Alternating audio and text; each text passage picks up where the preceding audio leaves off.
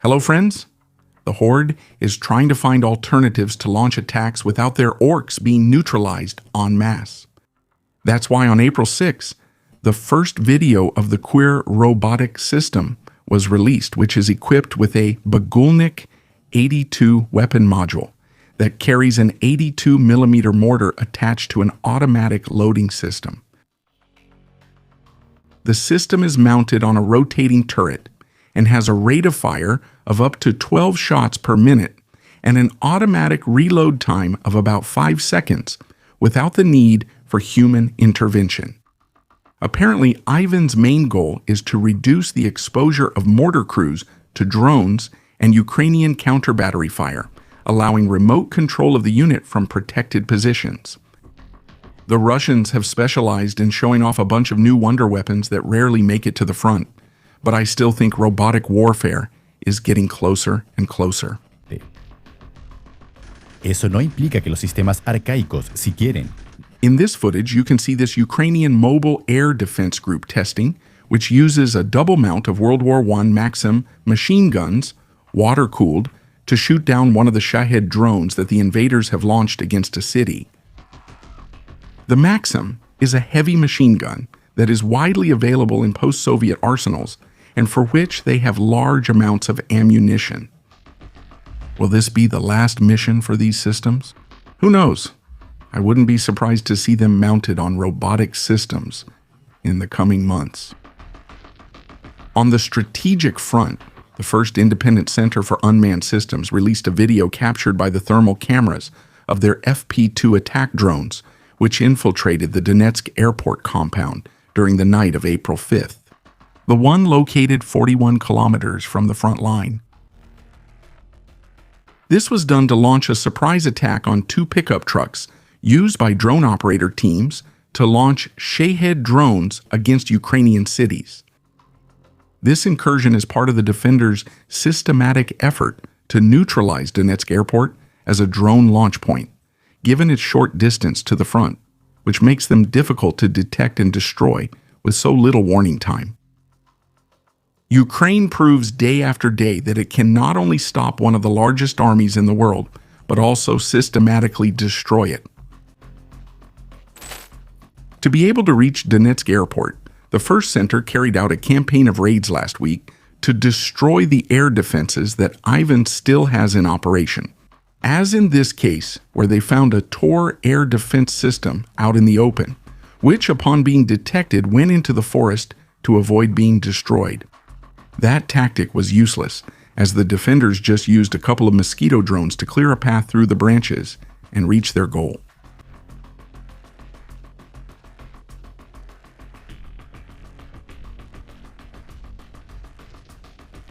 Then they come across an MTLB with a ZSU-233 cannon mounted on the roof, which is taken out with a single hit.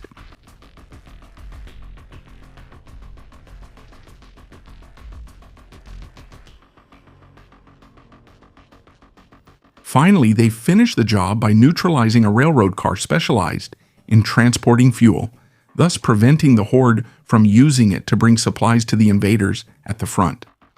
An excellent execution of careful planning and carrying out of each mission. This is interesting. In this video, we see the Inquisitor Battalion's Mosquito drone operators in combat, which is the unmanned systems unit of the 59th Motorized Brigade. They use loitering munitions called Manus, HF-1 and HX-2, manufactured by the German defense company Helsing. These are used to attack transport vehicles, tanks, and positions in the Russian rear.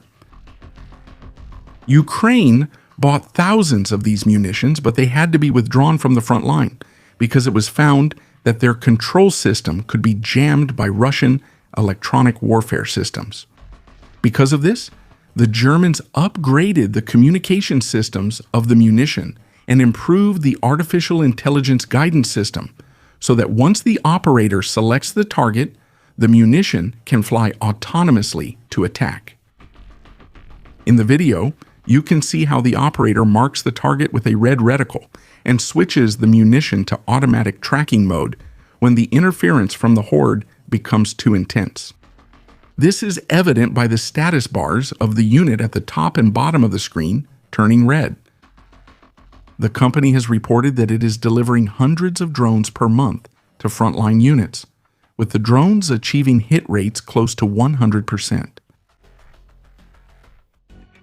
During the same attack that damaged the frigate Admiral Makarov, the unmanned systems forces of the armed forces of Ukraine attacked the Sheshkaris oil terminal inside the Russian port of Novorossiysk with FP-2 Mosquito drones during the night of April 5th to 6th, which in fact was probably the main target of the raid.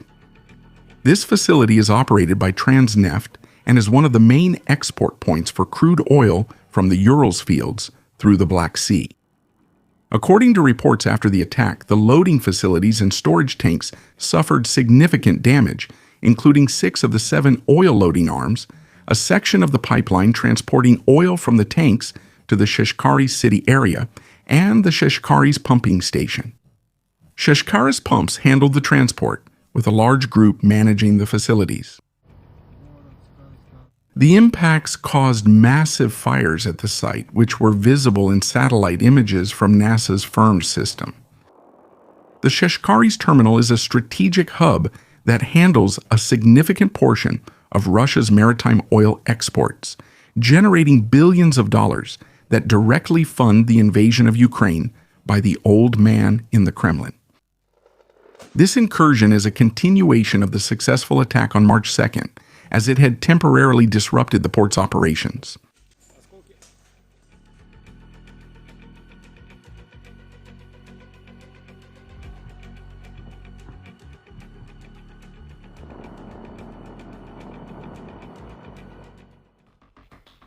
As I was finishing this video, I found out that a second frigate was damaged at the bow and hull in the attack that night.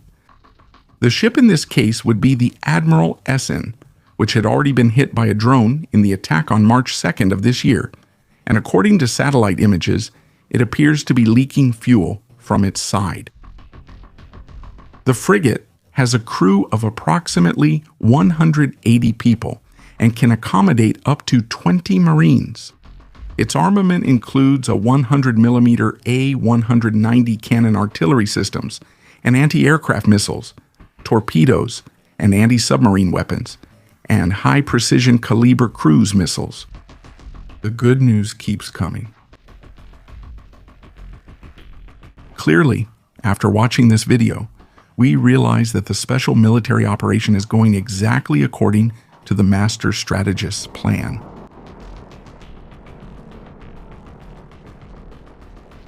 What happened to the Russophiles who told us 2 years ago that Ukraine was about to collapse? Did their internet get cut off? Yes, this is clearly going perfectly for the invaders.